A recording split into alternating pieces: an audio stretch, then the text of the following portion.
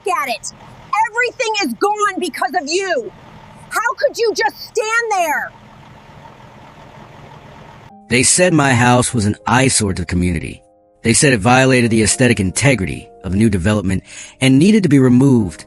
3 months later, they decided that removed meant incinerated. I'm standing here in what used to be my living room. The smell of wet ash clings to the inside of my nose like a guilty secret. A scent so thick you can taste it on the back of your tongue. You can hear the wind whistling through the skeletal remains of hand-hewn log beams. Timber that my grandfather dragged here by muleback in 1952. Glass crunches under my boots with each step. The fragments of windows that once framed mountain sunrises I'll never see again from this vantage point. The security footage, which is currently sitting on a secure server in a federal building 3 counties over, doesn't lie. It shows the moment the accident happened. And right there, near the edge of the property line, stands HOA President Patricia Blackwood. She's directing what she called a control burn for fire safety violations. Funny thing about fire safety, my house had passed every single county inspection for 40 years. My electrical was up to code. My brush was cleared. But Trish and her board made one critical mistake when they decided to play with matches. They treated me like a senile old hermit who would cry into his hands and fade away. They never asked what I used to do for a living. What would you do if a homeowners association tried to literally burn you out of your ancestral home? Let me know in the comments below. Drop your location. I want to see where my fellow property rights warriors are watching from. But first, let me back up 6 months. Back to when life was simpler, and I actually believed people were fundamentally decent. My name is Samuel Riverside. Sam to my friends. To the criminals, racketeers, and corrupt politicians of the Western District of Colorado, I was known simply as the Hammer. I am 58 years old, with enough battle scars to prove it. Until 6 months ago, I was a senior federal judge. I spent 20 years on the bench, presiding over the kind of RICO cases that make the evening news. I've looked into the eyes of cartel bosses and crooked senators as I sentenced them to decades in federal penitentiaries. I didn't retire because I was tired. I retired because I wanted peace. I traded my black robe for flannel shirts and the dream of a quiet life on my grandfather's 40-acre ranch in Pinehurst Valley, Colorado. This place is my sanctuary. The morning air here tastes like pine needles and possibility. The property had been in my family since 1952, long before anyone dreamed of homeowner associations or community standards. I'd spent the last 2 years turning Grandpa's original cabin into something special. Solar panels gleaming on the roof, high-efficiency rainwater collection systems, an organic garden that would make any environmentalist proud. I was building a legacy for my grandkids.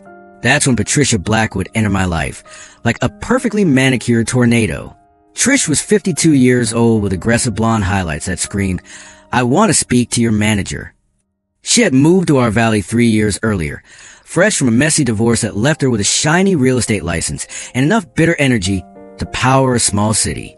Within 6 months, she had maneuvered herself into the HOA presidency of the new Pinehurst Valley development, a sprawling collection of cookie-cutter McMansions that had sprouted up around the old ranch properties like poisonous mushrooms after a rainstorm. The smell of her expensive perfume hit me before I even heard her car. A white BMW X5, pristine and glaringly out of place, crunched up my gravel driveway that first morning. She parked right in the middle of the turnaround, blocking my truck. She stepped out in heels that cost more than my tractor and had absolutely no business on ranch property. She didn't wave. She didn't say hello. She just adjusted her designer sunglasses and looked at my cabin with the kind of disgust usually reserved for roadkill. "You must be the holdout," she announced. Her voice was sharp, nasal, and carried the undeniable weight of unearned authority. I wiped my hands on a work rag, having just finished adjusting the tilt on my solar array. I walked down the porch steps, my boots thudding on the wood. "Sam Riverside," I said, extending a hand. "Nice to meet you." She ignored my hand. Her eyes swept over my property, like a general surveying enemy territory. She looked at the chicken coop. She sneered at the solar panels. She practically gagged at the sight of my 1998 Ford F-150. "I'm Trish Blackwood, president of the Pinehurst Valley Homeowners Association," she said, pulling a clipboard from her designer bag. "We need to discuss your compliance issues." You have 17 violations visible from the road alone. I couldn't help but chuckle. It was a low, dry sound. Ma'am, I think you're confused. My property predates your HOA by 30 years. I'm not a member. I never signed a covenant. I've got the legal documentation right inside if you'd like to see it. Her smile faltered for exactly half a second before snapping back into place, tighter and colder than before. It was the smile of a shark that just smelled blood in the water. We'll see about that, mountain man, she said. The new development charter absorbs all adjacent properties for the sake of community utility management. You benefit from our roads, our aesthetic value, and our security. Therefore, you are a member. And frankly, Mr. Riverside, your property is bringing down our values.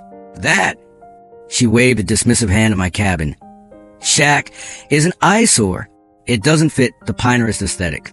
I felt that old familiar heat rising in my chest. It was the same cold fire I used to feel when a defense attorney tried to lie to my face in open court. But I tamped it down. I was retired. I was a civilian now. This shack, I said, my voice dropping an octave, was built by hand before you were born. And as for your roads, I maintain my own access lane. Now, unless you're here to buy some fresh eggs, I'm going to have to ask you to leave my property. You're trespassing. Trish stiffened. She wasn't used to hearing the word no. In her world, she was a queen, and everyone else was a subject to be managed, fined, or evicted. Trespassing. She laughed, a brittle, harsh sound. I am the president of the association. I have the right to inspect all community parcels. And let me tell you something, Sam. Can I call you Sam? You might think you can play cowboy out here, but progress is coming. My partners at Pinnacle Development have plans for this valley. Big plans. And a stubborn old man with a pile of firewood isn't going to stand in the way of a $20 million subdivision. She stepped closer, invading my personal space. The smell of her perfume was overpowering, masking the clean scent of the mountains. You can do this the easy way, she hissed, her voice dropping to a conspiratorial whisper. Sell to us. We'll give you a fair price. Or you can do this the hard way. And trust me, I have lawyers who eat people like you for breakfast. The sound of her heels clicking angrily back to her car should have been my first warning. But I was still thinking like a judge. I assumed people would respect the law. I assumed that if I showed her the deeds, the surveys, and the statutes, she would back down. What I didn't know was that Trish Blackwood had her own system, and it had nothing to do with justice. Her real estate firm had recently signed an exclusive agreement with Pinnacle Development Group. My 40 acres of prime valley floor represented a missing piece of massive luxury expansion. All they needed was for one stubborn old man to disappear. She didn't see a federal judge standing on that porch. She saw a victim as her BMW tore down my driveway, kicking up a cloud of dust that settled on my freshly watered tomatoes. I stood there watching her go. I didn't know it then, but she had just declared war. And as I look at the charred remains of my living room today, smelling the wet ash of everything I loved, I realized one thing. Trish Blackwood thought she was burning down a house. She didn't realize she was igniting an inferno that would consume her entire world. She want to fight? Well, the court is now in session. Within a week of Trish's visit, the paper war began. It didn't start with a bang. It started with a click-clack of my mailbox lid. Every day, like clockwork, a new envelope appeared. Thick, creamy, expensive stationery embossed with a Pinterest Valley HOA crest. A stylized pine tree that looked more like a dollar sign if you squinted hard enough. Monday brought a $500 fine for unauthorized agricultural activity. That was my organic vegetable garden. Tuesday was a $250 citation for non-conforming roof structures. That was my solar array, which saves me $2,000 a year in energy costs. Wednesday was my favorite, a $1,000 penalty for aesthetic blight and commercial vehicle storage. That was for my truck, parked in my own driveway, on my own land. I didn't get angry. I didn't storm down to her office to scream. That's what amateurs do. That's what she wanted. She wanted the crazy mountain man to cause a scene so she could call the sheriff. Instead, I went to my study, opened a fresh file folder, and labeled it Blackwood versus Reality. I placed every fine inside, unopened and unpaid. But Trish wasn't done. When the fines didn't get a reaction, she weaponized the bureaucracy. The anonymous complaints started flooding the county offices. Suddenly, I had inspectors crawling over my property like ants on a dropped lollipop. A septic inspector showed up claiming there were reports of sewage smell. A zoning officer arrived to measure the setback of my barn. A building code official came to check the structural integrity of my grandfather's cabin. Each morning brought a new county truck to my gate, and each afternoon they left with the same confused expression. See, when you spend 20 years in federal law enforcement, you learn that paperwork is your shield. My property was permitted, inspected, and coded to within an inch of its life. I don't get it, Mr. Riverside, the zoning officer told me, scratching his head. We got 3 calls saying you were running an illegal slaughterhouse. All I see are 6 chickens and a very nice tomato patch. It's a misunderstanding, I said, handing him a bottle of cold water. But keep the report on file. I might need a copy later. Trish was testing my perimeter. She was looking for a weak point. And when she realized I was legally bulletproof on the county level, she decided to escalate to the nuclear option. It happened 3 weeks later. I was hosting my grandson Tommy's 8th birthday party. It was a perfect afternoon, burgers sizzling on the grill, the smell of charcoal smoke, and kids running around the yard like caffeinated squirrels. Then a black sedan pulled up. A man in a cheap suit stepped out, sweating profusely. He wasn't a guest. He was a process server. The timing wasn't accidental. Trish wanted maximum humiliation. She wanted my family to see it. She wanted to ruin the day. Samuel Riverside, the man asked, dodging a frisbee. That's me. He shoved a thick envelope into my chest. You're being served. Civil suit. Water rights violations. I took the papers. I didn't yell. I just thanked him and told him to drive carefully on the gravel. But inside, the hammer was waking up. I waited until the party was over, and Tommy was asleep before I opened the file. It was a lawsuit filed by Winston Cartwright III, Esquire. The name alone told you everything. The kind of lawyer whose Roman numerals are there to justify charging $800 an hour. The suit claimed that my industrial scale, while usage was draining the neighborhood aquifer, causing low water pressure for the Pinehurst residents. It was demanding $50,000 in damages and an immediate injunction to cap my well. It was scientifically impossible. We were all on independent wells, and my usage was minimal. But facts rarely matter in a harassment suit. The goal wasn't a win on facts. It was to bleed me dry in legal fees until I sold the land just to make it stop. By the next morning, Channel 7 News was running a ticker.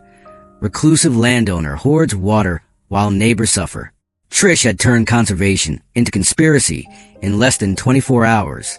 I had to admire her media manipulation skills. She was good, but she had made one fatal calculation error. She assumed I would hire some local strip mall lawyer to defend me. I didn't hire anyone. I spent the next 3 days doing what I do best, research. A few phone calls to old courthouse contacts revealed that Winston Cartwright III was a paper tiger. He specialized in intimidating homeowners who couldn't afford to fight back. He wasn't a trial lawyer. He was a bully with a law degree. I also made a call to the clerk of courts. I didn't ask for a favor. That would be unethical. I simply asked who was on the docket rotation for civil cases this month. When they told me it was Judge Martinez, I smiled for the first time in days. Judge Martinez had a reputation for zero tolerance toward frivolous litigation. He also happened to have appeared before me when he was a young public defender, though I doubted he'd remember me out of context. The hearing was scheduled for the following Tuesday. I walked into the county courthouse wearing my Sunday best, a clean flannel shirt, pressed jeans, and a blazer that was 10 years old. I looked exactly like the simple rancher Trish thought I was. Trish was there, sitting in the front row, looking smug in a pastel power suit. Next to her was Cartwright. He looked like a caricature of a lawyer. Slick back hair, a tan that came from a bottle, and a briefcase that cost more than my first car. When the bailiff called the case, Cartwright stood up with a swagger that filled the room. Your Honor, Cartwright boomed, playing to the gallery. We are here to stop a selfish individual from stealing a vital resource from a community of families.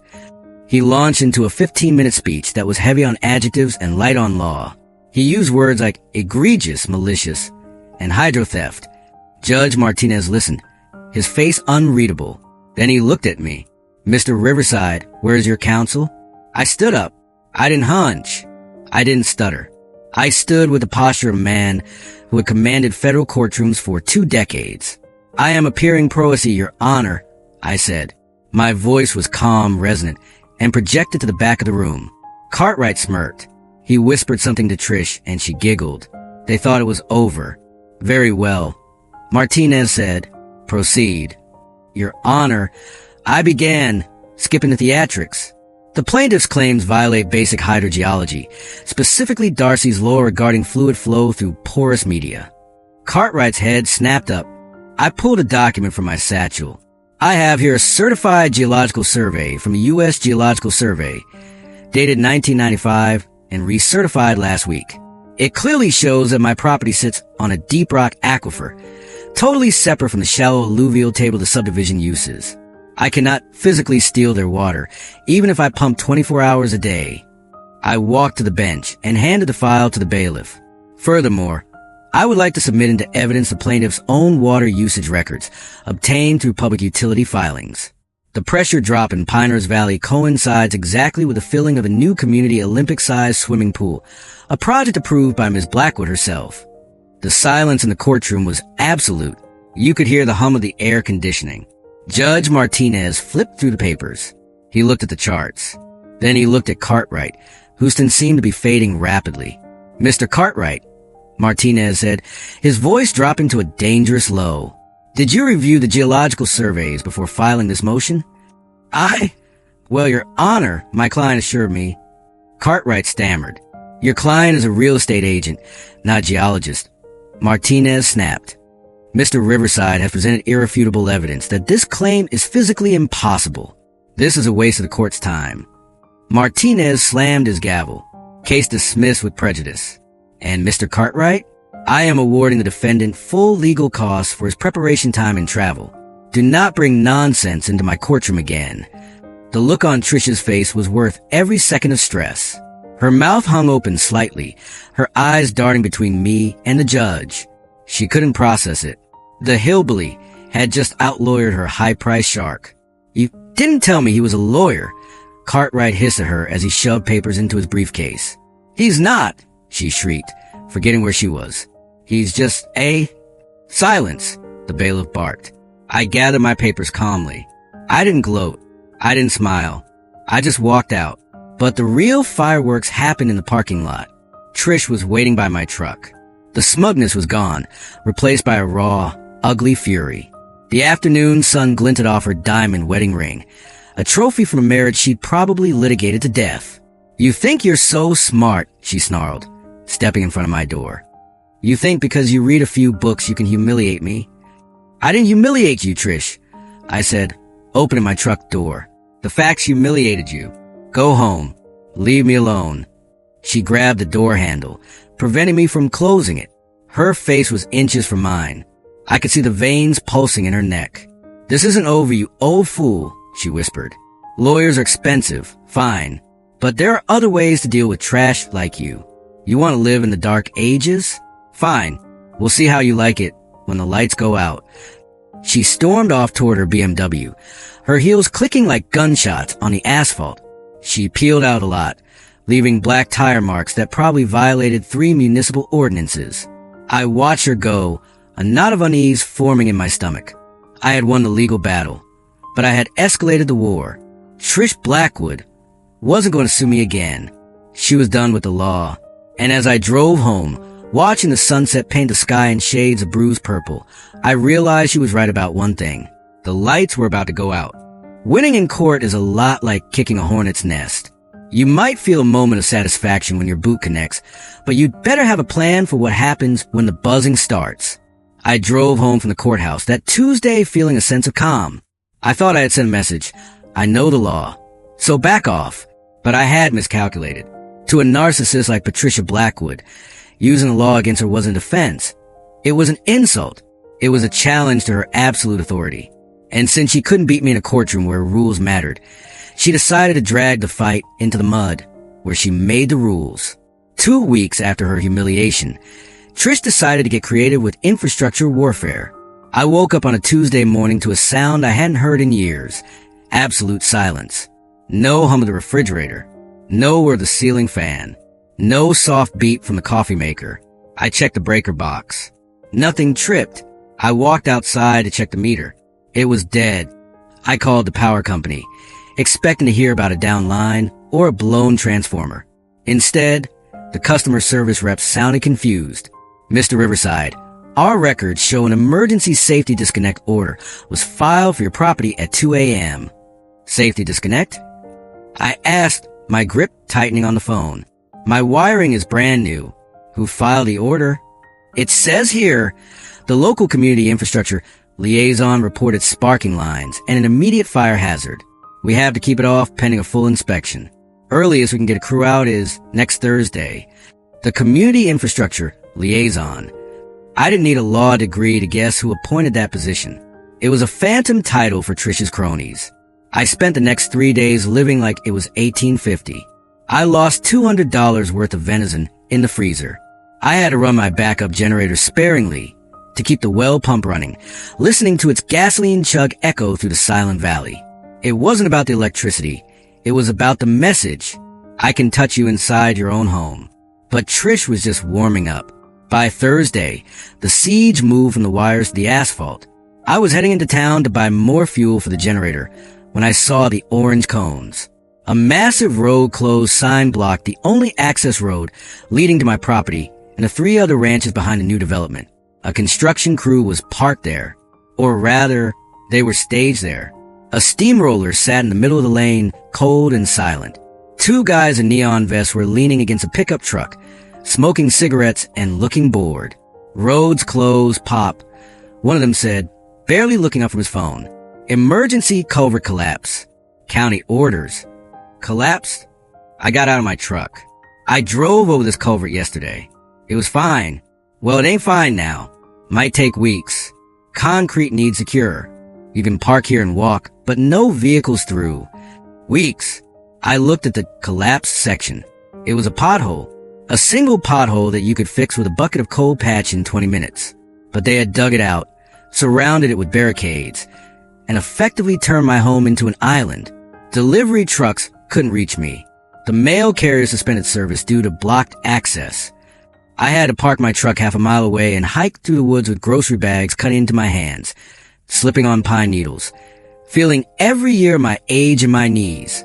The smell of diesel fuel and hot tar became my daily perfume as the equipment sat idle for hours, accomplishing nothing except making my life miserable. It was a blockade, pure and simple. A medieval siege tactic updated for the suburban age. They wanted to starve me out, to make the daily friction of living so unbearable that selling the land to Pinnacle Development would feel like a relief. Then came a cherry on top. The moment the harassment went from annoying to federally actionable. It was a Monday morning when a government sedan pulled up to the construction blockade. A man stepped out, carrying a clipboard and wearing a windbreaker with the EPA logo emblazoned on the chest. He hiked up my driveway, sweating profusely in the mountain air. He was a nervous little man, mid-30s, with eyes that kept darting around like he expected a mountain lion to jump him. Mr. Riverside? He asked, wiping his forehead. I'm Bradley Winters. Environmental Protection Agency, Regional Field Office. We received an anonymous tip regarding hazardous runoff. Runoff. I crossed my arms, leaning against a fence post. From what? My vegetable garden? The report claims your solar panel array is leaching cadmium and heavy metals into the groundwater, contaminating the protected wetlands downhill. I stared at him. Son, these are monocrystalline silicon panels. They don't leach anything unless you grind them into powder and eat them. And the wetlands downhill is a drainage ditch the HOA dug last year. Well, I still need to conduct a full soil audit, he stammered, avoiding eye contact. It's a serious violation. Could result in condemnations. Seize your property for remediation. He handed me his card. Bradley Winters. I took it. I looked at him. Really looked at him. The set of the jaw. The slightly recessed chin. The way he nervously played with his wedding ring. Winters. I said slowly. That's a familiar name. You wouldn't happen to be related to Patricia Blackwood, would you? He froze. His face went from flush to pale in a heartbeat. That's not relevant to this investigation. I'm a federal agent. You're a field inspector, Bradley. And if you are related to the complainant, and you didn't recuse yourself, you're not just an agent. You're a suspect. He pulled back, offended. I'm just doing my job. You'll be hearing from my office. He practically ran back down the driveway. That night, I sat by the light of a kerosene lamp. The power was still awaiting inspection, and I thought about my old mentor, Judge Harrison. Harrison was a legend on the bench. He used to tell me, Sam, criminals are arrogant. They always think they're the smartest people in the room. And because of that, they always document their own crimes. You just have to be patient enough to find the paper trail. Trish Blackwood thought she was breaking me. She thought the darkness, the isolation, and the threats would make me crumble. She saw an old man hiking through the woods with groceries and saw a victim. She didn't see what was happening inside my garage. I had converted the space into a command center. My solar batteries kept the lights on in there. I had 3 monitors running off a satellite connection because they hadn't figured out how to cut the sky yet. I pulled up the public records on Bradley Winters. Married to Lisa Blackwood, Trish's younger sister. Bingo. I pulled up the county road work permits.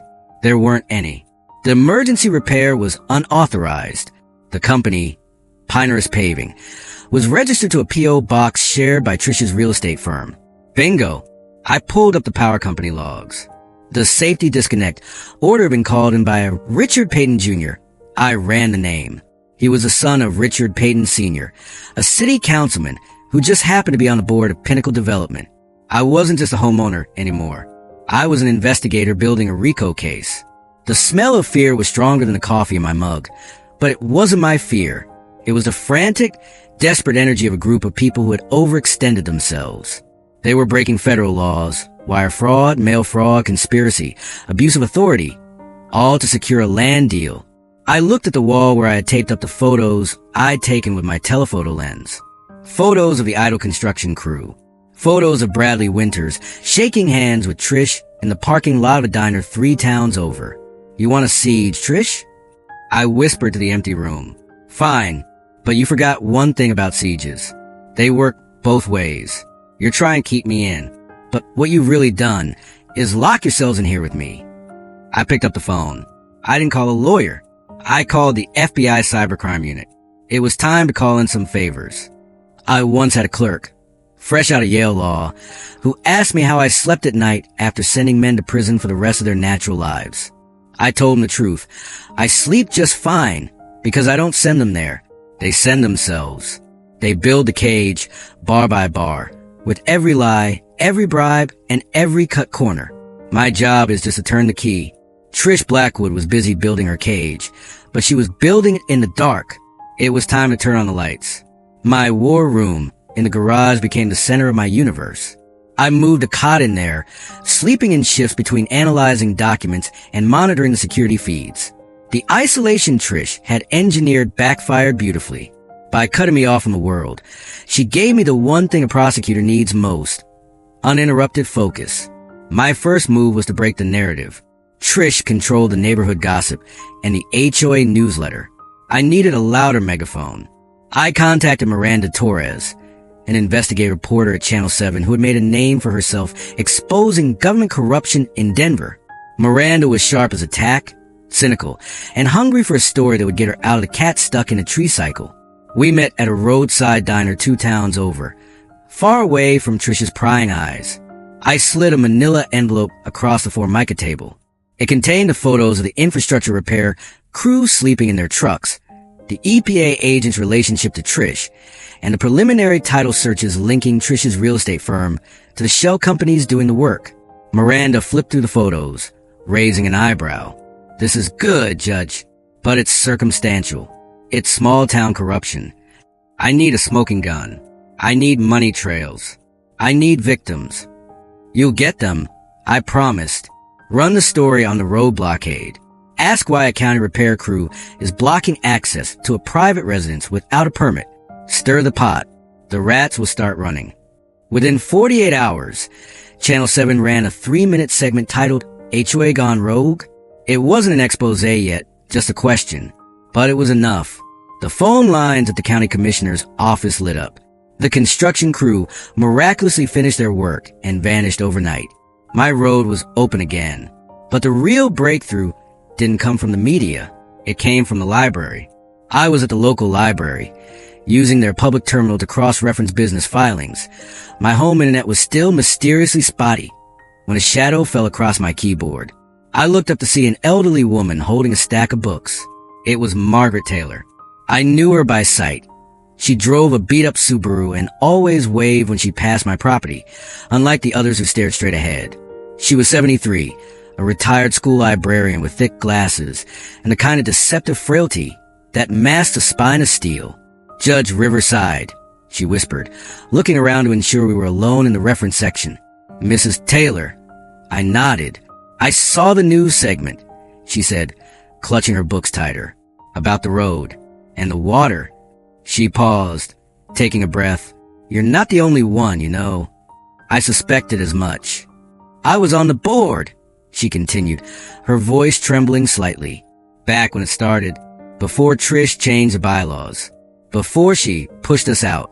She looked me dead in the eye. "I kept the minutes. I kept the original financial ledgers. I have boxes in my basement. Bankers' boxes. My husband wants me to burn them. He says Trish is dangerous." "Trish is dangerous," I said softly, "but she's also sloppy. And you, Mrs. Taylor, are a librarian. I'm betting you're not sloppy." A small, proud smile touched her lips. "I organized everything by date and subject matter. I need to see those boxes, Maggie." That night, under the cover of a moonless sky, I drove my truck to Maggie's modest ranch house. We loaded 6 heavy cardboard boxes into the bed of my pickup. They smelled like old paper and determination. Back in my garage, we opened Pandora's box. Maggie hadn't just kept minutes. She had documented the coup. The documents showed how Trish had systematically removed the original board members, replacing them with hand-picked cronies who all had financial ties to her real estate firm. But the gold mine was a financial ledger. "Look here." Maggie pointed a surprisingly steady finger at a spreadsheet from 2 years ago. "Emergency assessment. $50,000 for perimeter security upgrades." We never got security upgrades. We got a new gate that cost maybe 10 grand. And the rest, I asked, tracing the line item. "Transferred to Valley Management Solutions," she read. I pulled up my own research on the other screen. Valley Management Solutions. It was a shell company registered in Delaware. The registered agent? A lawyer in Denver. The primary beneficiary? A trust fund. And who was the trustee? Patricia Blackwood. "It gets worse," Maggie said, pulling out a thick binder. "She's been finding the elderly residents specifically. Mrs. Peterson, the widow on Elm Street, she's on a fixed income. Trish fined her $8,000 for having the wrong color mulch. She threatened to put a lien on her house. Mrs. Peterson is terrified. She's going to lose her home." I felt the blood boil in my veins. This wasn't just corruption. It was predation. Trish was targeting the weak, the old, the people who couldn't fight back. She was bleeding them dry to fund her lifestyle and clear the way for her development deal. "This is it, Maggie," I said, holding up a stack of lien notices. "This is the pattern.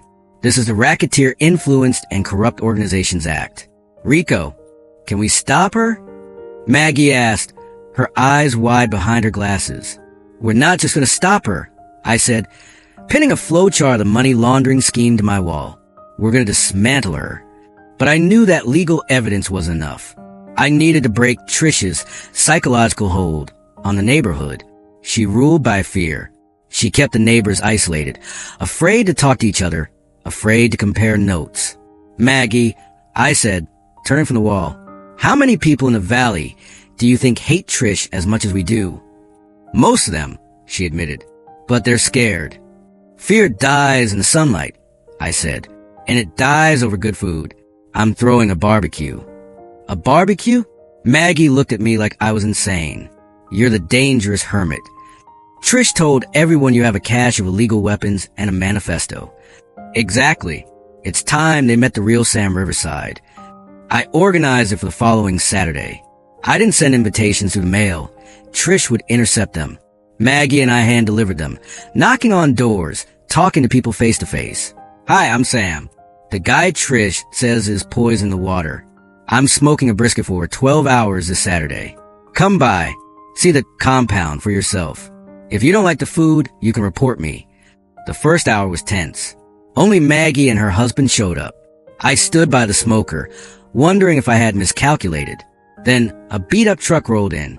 It was Tom Tank Morrison, the local contractor Trish had blacklisted. He got out, a massive man with hands like shovels. "Heard there's brisket," Tank grunted. "And I heard you made Trish Blackwood look stupid in court.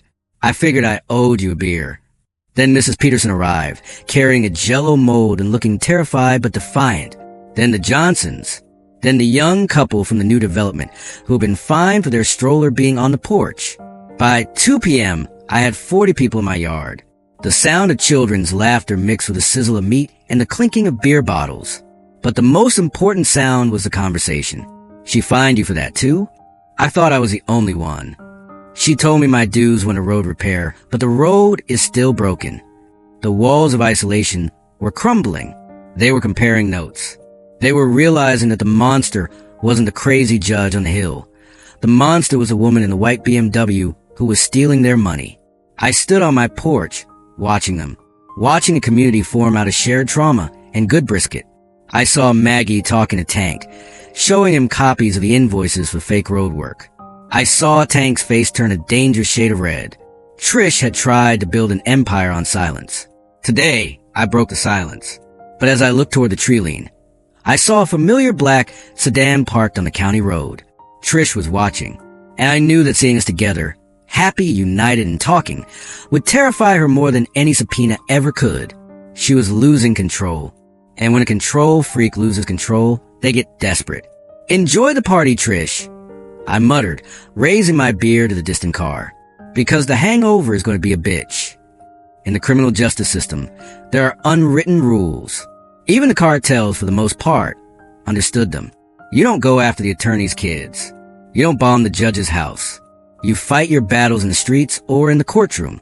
But when you cross the line into family, you aren't just a criminal anymore. You're a rabid animal, and you have to be put down. Trish Blackwood didn't know the rules. Or maybe she just didn't care. After the barbecue, the dynamic in the valley shifted. The silence of the siege was broken by the chatter of neighbors comparing notes. Trish felt her grip slipping. She saw the cars parked in my driveway, not inspectors or police, but friends. She saw Tank Morrison shaking my hand. She saw Mrs. Peterson leaving with a smile. For a narcissist, loss of control feels like dying, and a dying animal strikes at whatever is closest. Since she couldn't break me with fines, lawsuits, or isolation, she decided to hit me where she thought I was vulnerable. She went after my daughter. It started on a Wednesday. My phone rang, not the landline, but my personal cell. It was Sarah, calling from her law office in Denver. Sarah is tough. She's a corporate litigator who deals with sharks for a living. But when I answered, her voice was trembling. "Dad," she said, her voice tight. "Who is Patricia Blackwood?" My blood ran cold. "Why? What happened?" "I just got called into the senior partner's office," she said, fighting back tears. "Someone has been sending anonymous emails to the firm's ethics board. They're claiming that I'm laundering money for you. They're claiming that you were a corrupt judge who took bribes and that I'm hiding the assets in offshore accounts. Sarah, listen to me. They sent photos, Dad. Photos of me walking to my car. Photos of my apartment. They called my receptionist and told her that I was the daughter of a criminal and that the firm would be destroyed if they didn't fire me." I gripped the phone so hard the plastic creaked. This was professional assassination. It was sloppy, easily disproven, but the intent was terror. Trish wanted Sarah to call me, screaming and crying, begging me to sell land just to make it stop. "Sarah," I said, my voice dropping to that low, flat tone I use when sentencing violent offenders. "Listen to me very carefully. Do not resign. Do not apologize. Forward every email, every voicemail, every timestamp to my encrypted server. Do not engage with these people." "Dad, are you safe?" she asked, the fear for me overriding her fear for herself. "I'm fine, honey, but they just made a tactical error. They think this gives them leverage. It doesn't. What does it give them?" "A motive," I said, "and a very short timeline." I hung up. I didn't scream. I didn't throw the phone. I sat in my kitchen, staring at the coffee mug in my hand until the ceramic grew cold. That night, the war came to my front gate. I woke up at 3 a.m. to the sound of breaking glass. Not the house windows, the greenhouse. I grabbed the Remington 870 from under my bed. Not to shoot, but because I'm not an idiot, and moved the porch. The darkness was absolute. The motion sensor lights had been smashed. I flipped the manual override for the floodlights. The yard was empty, but the damage was done. Across my front fence, in angry, dripping red spray paint, were the words, "Judge Scum, go home." My greenhouse door was kicked in. Inside, my prize-winning orchids, plants I've been nurturing for 10 years, delicate living things that required patience and care, were stomped into a green pulp. Bleach had been poured over the soil beds of my winter vegetables. The smell of chlorine mixed with the metallic tang of fresh paint and the crisp mountain air.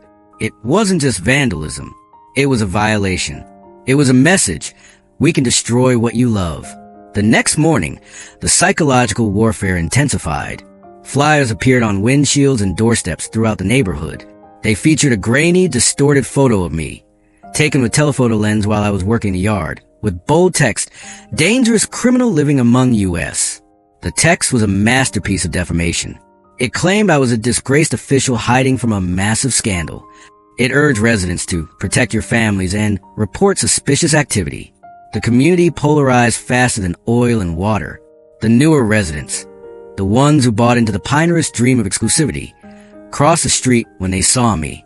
They pulled their children close. I saw the fear in their eyes. Trish had successfully planted the seed. He's not a victim. He's a threat. But Trish underestimated the old guard. I was scrubbing the red paint off my fence with turpentine, my arm aching, when a car pulled up. It was Mrs. Peterson. She was 80 years old, frail as a bird, but she walked up the driveway with a plate covered in tin foil. She looked at the graffiti, then at me. "Lemon bars," she said, holding out the plate. "My husband loved lemon bars when he was having a bad week." "Mrs. Peterson, you shouldn't be here," I said, wiping my hands on a rag. "If Trish sees you—" "Oh, hush," she snapped gently. "That woman tried to take my house because of my garden gnomes. I've lived in this valley since before she was born. I know a bad seed when I see one, and I know a good man." She pointed a trembling finger at the ruined fence. "She's scared, Sam. Bullies only scream this loud when they know they're losing." She went after my daughter, Mrs. Peterson. The old woman's face hardened. The kindness vanished, replaced by the frontier toughness that built the West. "Then you bury her," she said. "Figuratively speaking, of course, but you bury her deep." She was right. I had been playing defense. I had been reacting, collecting evidence, dodging blows, trying to survive the siege. I was acting like a defendant. It was time to act like a prosecutor. I finished cleaning the fence.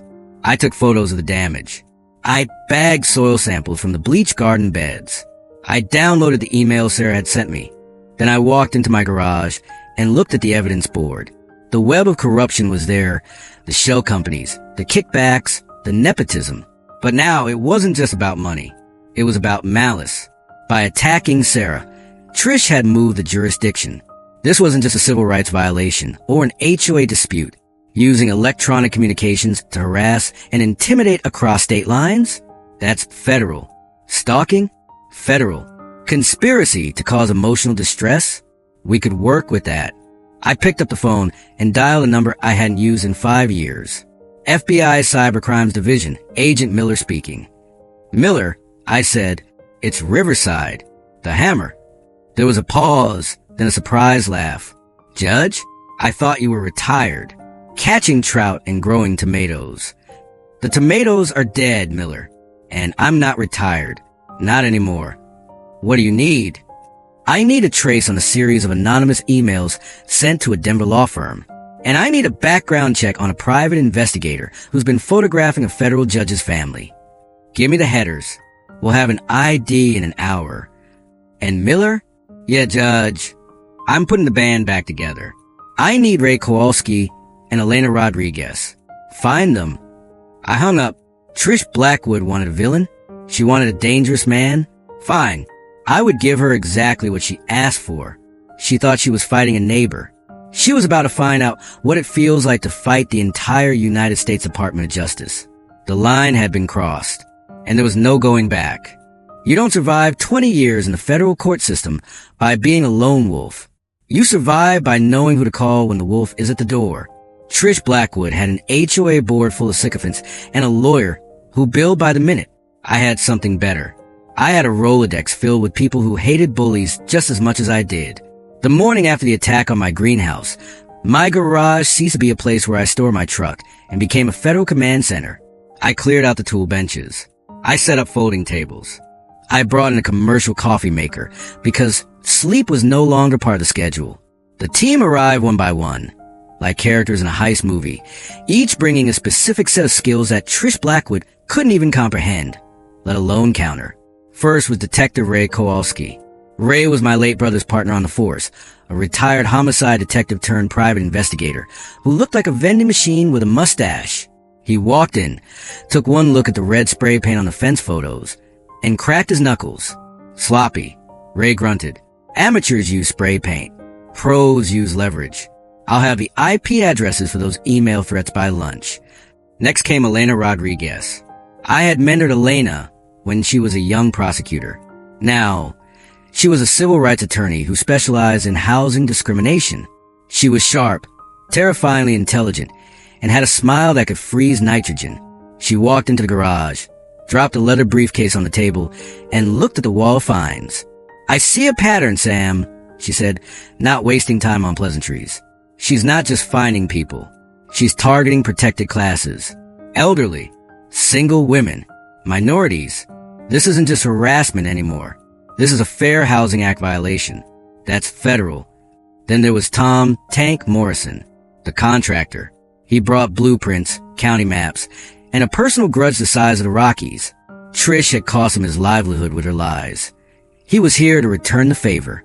I pulled the specs on those road repairs, Tank said, unrolling a massive sheet of paper. The concrete mix they invoice for? It doesn't exist. They build the HOA for Type 5 industrial cement and poor driveway sealer. It's a phantom job. Pure profit. Miranda Torres, our investigative reporter, sat up in a corner with a laptop and a police scanner. She was the artillery. She was already coordinating with national property rights organizations and had a documentary crew on standby. We need a narrative, Judge, she said, typing furiously. Old Man versus HOA is a local story. Corrupt official terrorizing seniors and stealing millions is a Netflix special. And finally, Maggie Taylor, the librarian, the archivist. She sat in the center of the storm, organizing thousands of documents into color-coded binders. She was a memory of the operation. Every lie Trish had ever told, Maggie had a timestamp for it. Coffee's fresh, Maggie announced, placing a mug in front of me. And I found the incorporation papers for Valley Management Solutions. Trish signed them using her maiden name. It's a direct conflict of interest she never disclosed. We spent the next week working in a rhythm that felt like music. The smell of stale takeout and fresh printer ink filled the air. We were dismantling Trish's empire brick by brick, from the inside out. Ray's surveillance was the first domino. He set up long-range directional microphones and cameras in the woods bordering the HOA office. We caught Trish meeting with Richard Payton Sr., the city councilman. The audio was crystal clear. Richard, the plan is working. Trish's voice crackled through our speakers. He's rattled. The vandalism scared him. Once we force that stubborn old man out, we'll rezone the entire area for luxury subdivision. Your father's council vote is guaranteed, and I get my $500,000 finder's fee. What about the other residents? Peyton Jr. asked. Some of them are getting suspicious about the finances. Trish's laugh was sharp as broken glass. Let them suspect. By the time they figure out where their HOA dues have been going, we'll be counting our money from Costa Rica. Ray looked at me and grinned. Conspiracy to commit fraud, wire fraud, and flight risk. That's the trifecta, Judge. Meanwhile, Elena was building the class action suit. It was a thing of beauty. She interviewed Mrs. Peterson. She interviewed the Johnson family. She found a young Hispanic couple who'd been fined for cooking smells while their white neighbors grilled every weekend without issue. We have 20 plaintiffs. Elena told us over pizza one night, we're not just suing for the money. We're suing for civil rights violations. We're going to attach personal liability to Trish. The HOA insurance won't cover her for intentional criminal acts. We're going to take her house, her car, and her retirement. Tank and a forensic accountant he knew traced the money laundering. They followed the digital breadcrumbs from the HOA dues to Valley Management Solutions, then to a shell company in Nevada, and finally, unbelievably, to Trish's personal investment portfolio. She had used HOA funds to pay for her BMW lease. She used them for her wardrobe. She used them to pay the retainer for Winston Cartwright III, the lawyer suing me. She's paying her lawyer with her victim's money, Tank said, shaking his head. That is a special kind of evil. But the masterstroke was the community organizing. We couldn't meet in public. Trish had spies everywhere. So, Maggie organized book club meetings. Every Tuesday and Thursday, small groups of neighbors would sneak into Maggie's living room. But they weren't discussing literature. They were signing affidavits. I attended one of these meetings. The living room was packed. People sat on the floor, on the stairs, in the kitchen. I didn't know, a young mother whispered, looking at the financial evidence we distributed. I thought I was the only one she was bullying. I thought I was a bad neighbor. You're not a bad neighbor, I told the room, standing by the fireplace. You are victims of a criminal enterprise. But that ends now. We have the evidence. We have the law. All we need is your courage. I watched the fear in their eyes turn into something else. Anger, resolve, solidarity. Trish had spent years dividing them, making them fear each other. In 1 week, we had stitched them back together into a coalition. By Friday, we were ready. I stood in front of the evidence board. It was covered in red string connecting Trish to the councilman, the EPA agent, the fake construction company, and the arsonist for hire that Ray's contacts had flagged in the criminal underworld. The annual HOA meeting is in 3 weeks, I said to the team. Mandatory attendance for all residents, Maggie added. Trish thinks it's going to be her victory lap, Miranda said, a wicked smile playing on her lips. She thinks she's going to announce the new development deal. We're going to let her, I said. We're going to let her walk out on that stage. We're going to let her think she's won. And then we dropped the hammer. Ray finished. Federal prosecutors are standing by. I confirmed. I spoke to the U.S. attorney this morning. They want to move now, but I asked for a delay. I want her to do it in public. I want the cameras rolling. I want the whole world to see who she really is. The trap was set. The players were in position. Patricia Blackwood was walking toward a cliff, and she was too busy counting her money to look down. But she had one more card to play. A desperate, violent card. And she was about to play it against the one person she should have never touched. Get some sleep, I told the team. Tomorrow things get loud. Desperation has a specific smell. In my 20 years on the bench, I smelled it on defendants the moment they realized their high-priced lawyers couldn't save them. It smells like sour sweat, breath mints, and ozone. It's the scent of an animal that knows the trap has snapped shut, even if they can't see the steel teeth yet. 3 weeks before the annual HOA meeting, Patricia Blackwood showed up at my gate smelling of Chanel No. 5 and desperation. The sun was setting, casting long shadows across the valley. I was checking the mailbox, which was empty thanks to her illegal blockade, when the white BMW purred up the driveway. It didn't roar like before. It crept up, hesitant. Trish stepped out. She looked different.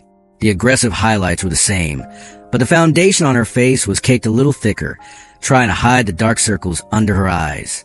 Her hands, usually manicured claws of authority, were trembling slightly as she clutched a thick manila envelope against her chest. Sam, she said. Her voice was unrecognizable. It wasn't the screech of the HOA president. It was honey-sweet, smooth, and terrified. Can we talk? Just two reasonable adults. I'm always reasonable, Trish, I said, leaning against the fence post. It's my job. She offered a tight, pained smile. I think things have gotten out of hand. The lawyers, the fines, the misunderstandings. It's bad for the community. It's bad for property values. It's bad to your blood pressure. I noted dryly. She laughed. A brittle sound that cracked in the mountain air. You have no idea. Look, Sam, I did some digging. I know living on a fixed income is hard. Maintaining a property this size. It's a burden for a man of your age. I want to help. She stepped closer, invading my personal space. The smell of fierce sweat cutting through her perfume was potent. My partners at Pinnacle, they really admire this land. They want to make you a final offer, one that solves all your problems. She extended the envelope. I didn't take it. I told you I'm not selling. Just look inside, she urged, her eyes darting to the security camera on my porch. She had positioned herself specifically in its blind spot, or what she thought was its blind spot. She didn't know about the high-definition microlens Ray Kowalski had installed in the birdhouse directly above us. I took the envelope. It was heavy. I opened the flap. Inside were stacks of cash. Hundreds. Crisp, banded, non-sequential bills. There's $100,000 there, she whispered. Cash. Unreported. Tax-free. Consider it a consulting fee for your cooperation. A consulting fee, I repeated, making sure to enunciate clearly for the microphone taped to my chest beneath my flannel shirt. So, you're offering me $100,000 in unreported cash to drop my lawsuit and sell my land to your partners? Call it whatever you want, Sam, she hissed, looking around nervously. It's a go-away fund. Plus, we'll buy the land for double the market value. You can move to Florida. Be rich. Be happy. Just stop fighting us. I looked at the money. It was a clumsy bribe. Amateur hour, but it was also a felony. And if I refuse? I asked, closing the envelope. The mask slipped, the reasonable adult vanished, and the monster peeked out from behind her eyes. Then you have no idea what you're dealing with, she snarled, stepping in close. I have friends, Sam. Powerful friends. Councilman Payton isn't just a politician. He's a man who fixes problems. If you don't take this money, I will destroy your reputation so thoroughly that you won't be able to get a library card, let alone a court date. She poked a manicured finger into my chest. I will paint you as a senile, corrupt, dangerous lunatic. I will have Child Protective Services investigate your daughter. I will make your life a living hell until you beg me to take this land. Is that a threat, Trish? It's a promise. I don't care if I have to burn down half this valley to get what I want. I will not lose to a washed-up old man in a flannel shirt. I handed the envelope back to her. I didn't throw it. I placed it firmly in her hands. Get off my property, Mrs. Blackwood, and take your trash with you. She stared at me, her mouth working silently like a fish on a dock. Then, with a scream of frustration, she snatched the envelope back. You're making a mistake, she yelled, backing toward her car. A huge mistake. She peeled out of the driveway, gravel spraying everywhere. I waited until her taillights disappeared around the bend. Then I reached into my shirt and pulled out the digital recorder. I hit stop and save. I walked into the garage where Ray and Miranda were waiting. They were both wearing headphones, grinning like kids on Christmas morning. Please tell me you got that, I said. Ray held up a thumb drive. Every word. Burn down half the valley. Unreported cash. That's conspiracy, attempted bribery of a federal official, and terroristic threats. Judge, we can arrest her right now. We have enough. No, I said, pouring myself a cup of black coffee. Not yet. Miranda looked confused. Why? She just offered you a bribe.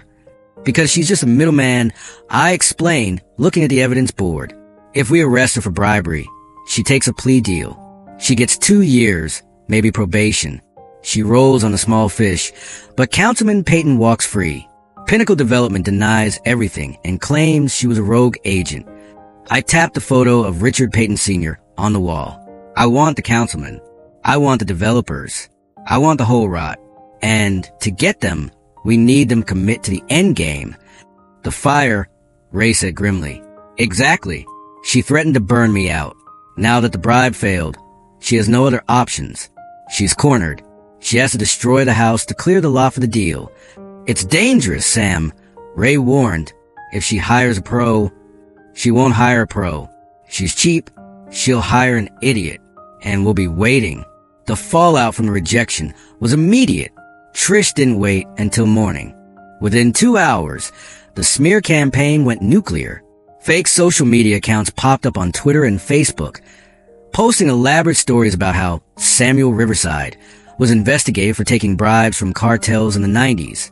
They were lies, easily disproven, but lies travel halfway around the world while the truth is putting its boots on. Anonymous letters flooded the state judicial board, alleging I was using my former title to intimidate neighbors. Harassment calls started targeting my former court staff. But while Trish was frankly trying to destroy my past, I was quietly destroying her future. I triggered the IRS audit. Using the financial data Maggie had stolen, I submitted a formal whistleblower complaint to the IRS Criminal Investigation Division. I flagged the consulting fees, the shell companies, and the unreported income. I also sent the audio recording of the bribe, just a snippet, to my contact at the State Real Estate Commission. Trish thought she was fighting a PR war. She didn't realize she was already a casualty in a federal investigation. That night, as I lay in my cot in the garage, I watched the security monitors. The woods were dark and quiet, but the silence felt heavy. Charged, I knew Trish was making calls. I knew she was looking for someone desperate enough to light a match. "Come on, Trish," I whispered to the screen. "Make the call. Seal your fate." 2 days later, Ray's phone buzzed. He looked at the text, then at me. His face was hard. "We got a hit," Ray said. "Trish just withdrew $10,000 in cash, and she's been on the phone with Danny Voss for 20 minutes. Danny Voss, local dirtbag, fired from 3 construction crews for drinking, has a record for petty arson and insurance fraud. I nodded slowly. The pieces were locking into place. "This is it," I said, standing up.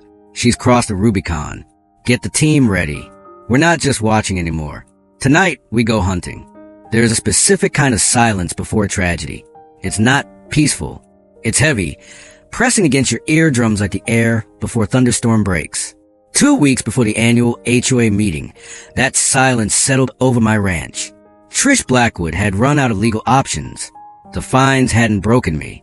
The lawsuit had embarrassed her. The bribe had been rejected. She was a cornered animal. And as my old Mendy used to say, a cornered rat doesn't negotiate. It bites. We knew it was coming. Thanks to Ray Kowalski's surveillance and the text messages intercepted from Trish's burner phone, we knew exactly when and how. She had hired Danny Voss, a man whose resume consisted mostly of DUIs and petty theft, to stage an accidental electrical fire during a windstorm. The plan was elegant in its brutality. Trish used her influence to schedule a rolling blackout for maintenance in our sector at 2 a.m., ensuring my well pump wouldn't work and the hardwired smoke detectors would be offline. Danny would douse the perimeter, light the match, and let the high winds do the rest. By the time the fire department arrived, delayed by the road repairs Trish had conveniently not cleared, the evidence would be ash. I spent the afternoon of the fire doing the hardest thing I've ever done. I evacuated my life. I packed the photo albums of my late wife. I took my grandfather's flag, folded in its triangle case. I took the hard drives. I moved the cats to the barn, which was far enough away to be safe. I left the furniture. I left the books. I left the structure itself. To catch a predator of this magnitude, you need bait. And my home, the cabin my grandfather built with his own hands in 1952, was the bait. At sunset, I killed the lights. My team, Ray, Tank, 2 federal agents, and myself moved into the woods. We wore camouflage and thermal optics. We positioned ourselves upwind, invisible, watching the house like snipers. The waiting is the worst part. You sit in the cold, smelling the pine needles and the damp earth, knowing that you are about to watch your history die. Tank Morrison sat next to me, his massive fist clenched so tight his knuckles were white. "We can stop him before he lights it," Tank whispered, his voice rough. "We can take him at the fence." "No," I whispered back, my eyes fixed on the dark outline of the cabin. "If we stop him at the fence, it's just trespassing. Maybe attempted vandalism.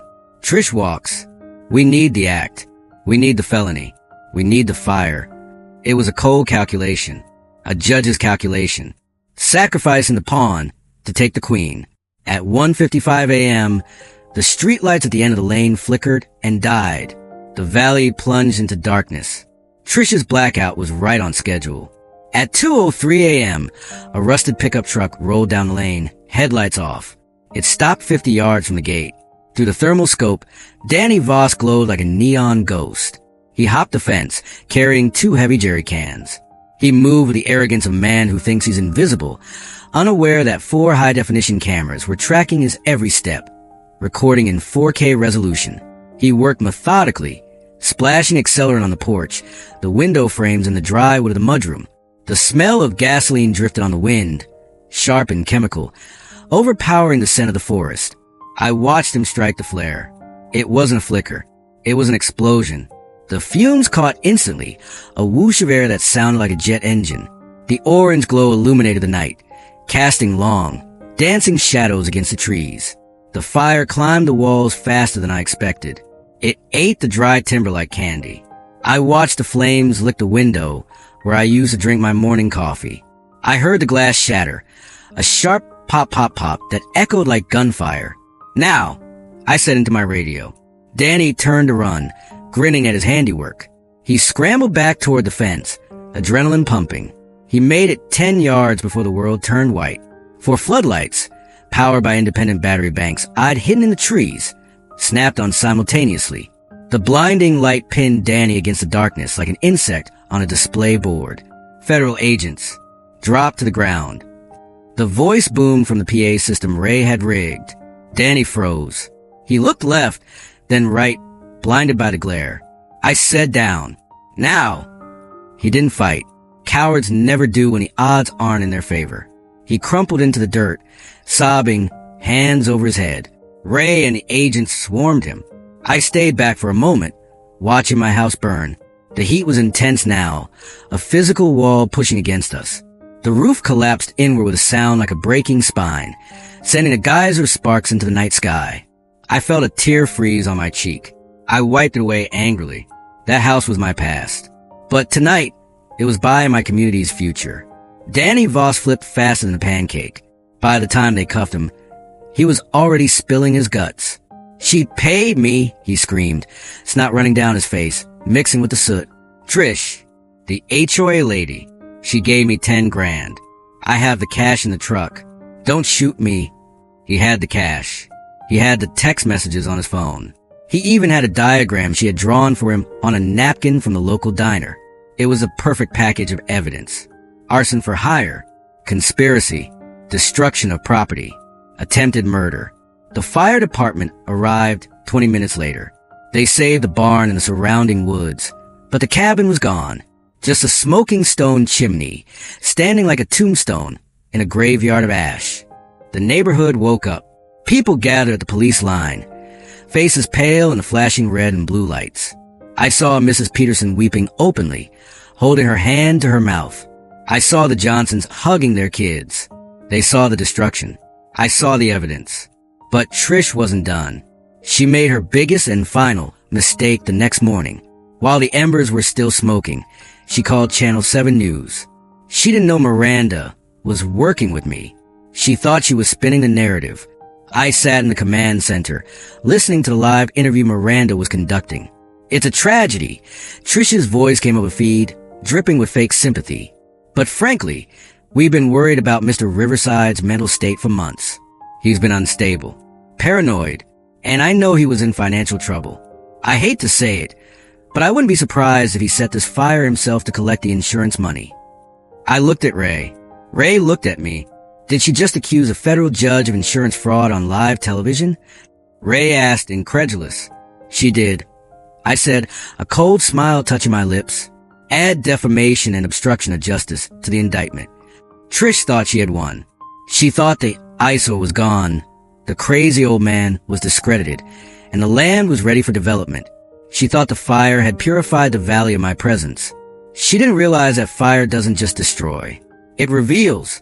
The ash had settled. The house was gone. But standing in the clearing, stripped of all cover, was the truth. I walked down to the ruins. The air was thick with the smell of wet charcoal. I kicked a piece of blackened wood, part of the front porch where I used to sit with my wife. Tank Morrison walked up beside me. He didn't say anything for a long time. He just stood there, a witness to the loss. "We got him, Judge," Tank said softly. "Danny gave up everything. The feds are raiding Trish's office in an hour." "Good," I said, my voice rasping from the smoke. "Was it worth it?" Tank asked, looking at the chimney. "Your grandfather's house?" I looked at the blackened stones. I thought about Mrs. Peterson's fear. I thought about the families bullied into silence. I thought about the bribe in the envelope and the spray paint on the fence. "Tank," I said, turning to face him. My grandfather built this house to shelter his family. Today, it sheltered the whole damn valley. I dusted the ash off my jacket. Let's go, I said. I have a town hall meeting to attend, and I need to write a speech. The inferno was over. The reckoning was about to begin. The emergency town hall meeting was scheduled for Thursday evening at the Civic Center Auditorium. By 6 p.m., the room was packed tighter than a jury box during a murder trial.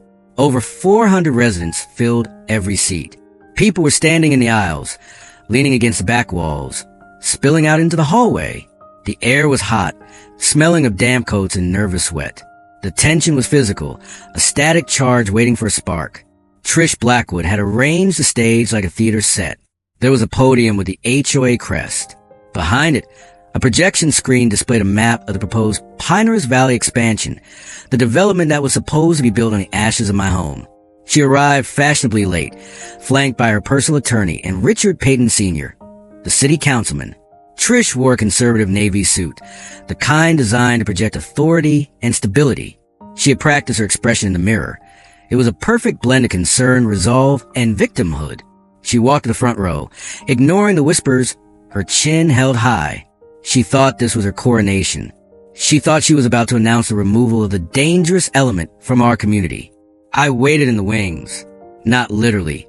I was in the green room behind the stage, watching on a monitor with Ray Miranda and U.S. Attorney Janet Morrison. She looks confident, Morrison noted, adjusting her lapel pin. Narcissists always do. I said, checking my tie. I wasn't wearing flannel today. I was wearing my charcoal wool suit, the one I hadn't worn since my retirement party, right up until the moment the handcuffs click. Mayor Richardson, a man who had clearly been bullied by Trish into calling this meeting, took the podium. He mumbled through the opening remarks, trying to keep the crowd calm. But the crowd wasn't there for calm. They were there for answers. We will now hear from HOA President Patricia Blackwood. The mayor said, stepping aside as if escaping a blast zone. Trish took the stage. She adjusted the microphone. She looked out at the sea of faces. Faces she found threatened in silence for 3 years. Neighbors, she began, her voice trembling with manufactured emotion. We have been through a terrible ordeal. The fire at the Riverside property was a tragedy, but it was also a warning. A warning about what happens when we let unstable individuals reject our community standards. A murmur rippled through the crowd. I have been accused of being harsh, she continued, gaining steam. I have been called names. But everything I did, every fine, every rule, was to protect you, to protect your property values, to keep you safe from people like Samuel Riverside, who would rather burn down his own home for insurance money than follow the rules. That was the cue. I didn't wait for an introduction. I walked out from behind the curtain. The sound of my dress shoes on the hardwood stage echoed like gunshots. The room went dead silent. Trish froze mid-sentence, her mouth hanging open. She stared at me. She saw the suit. She saw the posture. She saw the man she had never bothered to look at closely enough to recognize. I walked past her. I didn't look at her. I walked straight to the podium. Mr. Riverside, the mayor stammered. You're not on the agenda. I am the agenda, Mr. Mayor, I said, my voice projecting to the back of the room without the microphone. But then I leaned into the mic, and the sound system carried my voice into every corner of the hall. Ladies and gentlemen, I began. Mrs. Blackwood claims she wants to protect you. She claims she wants to talk about who I am. I think that's a fair topic. I paused. I let the silence stretch for 5 heartbeats. My name is Samuel Riverside. For the last 20 years, I have served as a senior federal judge for the Western District of Colorado.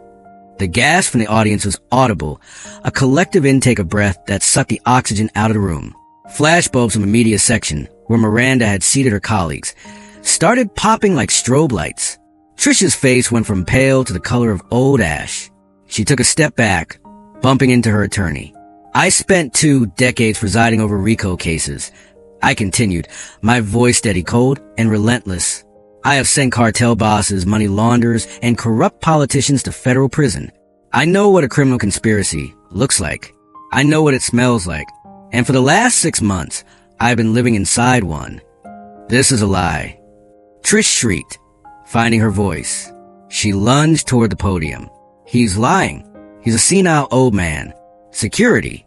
Sit down, Mrs. Blackwood. I roared. It was the voice of God, tone I used to clear courtrooms. It worked. She flinched as if I'd hit her, stumbling back into her chair. We're not done, I said, turning back to crowd. Mrs. Blackwood told you the road repairs were for your safety. They were a blockade to isolate a witness. She told you the fines were for aesthetics. They were a shakedown to fund her lifestyle. She told you the fire was an accident. I signaled to the tech booth. Ray was back there. The projection screen behind me flickered. The map of the development disappeared. It was replaced by a video. The thermal footage of Danny Voss pouring gasoline on my porch. The explosion. The capture. Then the audio played. The recording from my driveway. Trish's voice filled the auditorium, amplified and undeniable. I don't care if I have to burn down half the valley to get what I want. I will not lose to a washed-up old man. The crowd erupted. People stood up, shouting. Mrs. Peterson was pointing at Trish, screaming shame. Trish was shaking her head, covering her ears. Deep fake, she screamed. It's AI. It's fake. I held up a hand, and the room quieted. They wanted to see the kill. Mrs. Blackwood, I said, turning to face her, you made one mistake. You thought you were the law.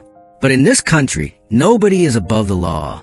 Not a councilman, not a developer, and certainly not an HOA president. I nodded to the side door. U.S. Attorney Morrison, the floor is yours. Janet Morrison walked onto stage, followed by 6 federal agents in windbreakers that said FBI and ATF. The sight of the badges broke Trish. Her legs gave out. She collapsed into her chair, clutching her purse like a shield. Patricia Blackwood, Morrison announced, her voice ringing clear. I am placing you under arrest for conspiracy to commit arson, wire fraud, money laundering, deprivation of civil rights under color of law, and attempted bribery of a federal official. Councilman Payton tried to sneak out the side exit. 2 agents blocked his path. You too, Councilman, Morrison said. We have the emails. The agents moved in. They pulled Trish to her feet. She wasn't a powerful president anymore. She was a small, terrified woman in a navy suit that suddenly looked too big for her. As the handcuffs clicked, that distinct metallic sound of finality, Trish's narcissism shattered into a million jagged pieces. She started screaming.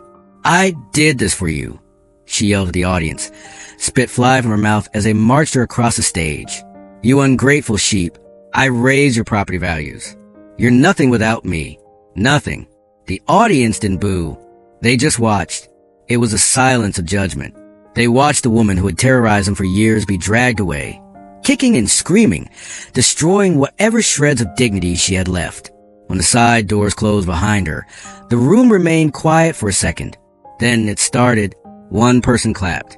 Then another. Then the whole room stood up. It wasn't a polite golf clap. It was a thunderous ovation. It was the sound of a community exhaling for the first time in years. I stood at the podium, watching them. I saw Tank Morrison wiping his eyes. I saw Maggie Taylor hugging her husband. I felt a hand on my shoulder. It was Mayor Richardson, looking pale but relieved. Judge, he said, I had no idea. Now you do, I said. And Mr. Mayor, I think we need to talk about the permit process in this town. I walked off the stage. I didn't stay for the adulation. I walked back to the green room where Ray was packing up the equipment. That, Ray said, zipping up a bag, was better than the Super Bowl. Is she gone? I asked. En route to the federal detention center in Denver. No bail. Not with the flight risk evidence we have. I sat down on a folding chair. The adrenaline was fading, leaving me exhausted. My house was a pile of ash. My garden was dead. But as I listened to the applause continuing in the auditorium, I realized something. Trish Blackwood had burned down my house, but she had helped me build something much stronger. She had turned a collection of strangers into a neighborhood. Come on, Judge, Ray said, handing me my coat. Mrs. Peterson made lemon bars. And I think there are about 400 people out there who want to shake your hand. I buttoned my jacket. Let's go, Ray. Court is adjourned. There's a saying in the federal court system. Justice is a grindstone. It turns slow, but it grinds exceedingly fine. For Patricia Blackwood, the grinding was agonizing. And for the first time in her life, she couldn't speak to the manager to make it stop. The trial wasn't the media circus she hoped for. Federal courtrooms don't allow cameras, and Judge Martinez, who requested the case personally, didn't allow theatrics. The evidence was overwhelming. The video of the arson, the audio of the bribe, the mountains of financial records Maggie Taylor had unearthed. It was a prosecutor's dream. 6 months after the fire that consumed my grandfather's cabin, I sat in the front row of the gallery and watched the final act. Trish stood to receive her sentence. She looked small. The expensive suits were gone, replaced by an orange jumpsuit that did nothing for her complexion. The defiance was gone, replaced by the hollow stare of someone who realizes the world has moved on without them. Patricia Blackwood, Judge Martinez said, his voice echoing in the stone chamber. You used a position of community trust to terrorize the vulnerable. You treated the law as an inconvenience and your neighbors as prey. He paused, letting the weight of the moment settle. I sentence you to 15 years in federal prison, with no possibility of parole. Furthermore, I am ordering full restitution in the amount of $2.4 million to the Pinehurst Valley community, to be paid through the immediate seizure of all personal and business assets. Trish didn't scream this time. She just slumped. As the marshals led her away, she looked back at me one last time. I didn't smile. I didn't wave. I just nodded. The case was closed. The accomplices fell like dominoes. Danny Voss, the arsonist, got 8 years but thanked me for catching him before he hurt someone. Councilman Payton received 12 years and a lifetime ban from public office. His son's development company collapsed under a wave of lawsuits and IRS audits. Even Bradley Winters, the EPA brother-in-law, lost his pension and earned 5 years for abuse of federal authority. But justice isn't just about punishment. It's about restoration. With Trish gone, the Pinehurst Valley HOA didn't just change. It evolved. The first thing we did was dissolve the mandatory charter. We replaced it with a voluntary community alliance. No fines, no liens, just neighbors pitching in to fix roads and clear snow. The money seized from Trish's offshore accounts didn't just pay for repairs. We established the Pinehurst Valley Educational Foundation. It now provides full college scholarships for local students, with a preference of those pursuing law, journalism, or public service. As for my home, I didn't just rebuild. I reinvented. Tank Morrison brought his entire crew. They refused to take a dime for labor. This is for the community, Judge. Tank said when I tried to write him a check. Plus, I enjoyed watching Trish get cuffed. That was payment enough. We built a new structure on the old foundation. It's fireproof this time. Steel beams clad in stone and reclaimed timber. It has solar panels that actually work, triple pane windows, and a security system that rivals Fort Knox. But the most important addition is the Blackwood Wing, a name we chose with a heavy dose of irony. It's a community meeting space and lending library attached to the main house. It's where Maggie Taylor now holds court, organizing archives and teaching kids how to read. It's where Mrs. Peterson hosts her potlucks, free to grow whatever color flowers she damn well pleases. My relationship with Miranda Torres, the reporter who helped break the story, turned into something I hadn't expected. We spent months working late nights on the case, fueled by bad coffee and a shared hatred of bullies. Somewhere between the indictment and the sentencing, we realized we made a pretty good team outside of work, too. We got married last spring in the community garden. Mrs. Peterson baked the cake. Tank was my best man. It turns out retirement is a lot more enjoyable when you have someone to share the sunrise with. My book, When Good Neighbors Go Bad, a federal judge's story, hit the bestseller list 3 weeks after release. It sparked a movement. I've been traveling to state capitals, testifying on HOA reform. Colorado just passed the strongest oversight legislation in the nation, the Riverside Act, requiring financial transparency and criminal background checks for all board members. 12 other states are following suit. The ripple effects are spreading. I get letters every day. Thousands of them. People trapped in their own suburban dictatorships, looking for hope. And that brings me to today. I'm standing on my new deck. The smell of ash is a distant memory, replaced by the scent of curing wood and blooming wildflowers. The valley is quiet, but it's a good quiet. The silence of peace, not fear. I sip my coffee and look out over the land my grandfather bought in 1952. He built a cabin to survive the winter. I built a community to survive the world. Trish Blackwood thought she could burn me out. She thought fire destroyed things. She forgot that fire also clears a brush. It exposes a rot. And in the ashes, it allows something new, something stronger to grow. She wanted to know who I was? She found out. I'm not just a judge. I'm a neighbor. And in this valley, that means something again. My phone buzzes on the railing. I pick it up. It's a letter forwarded from my publisher. A desperate homeowner in Texas. A single mother.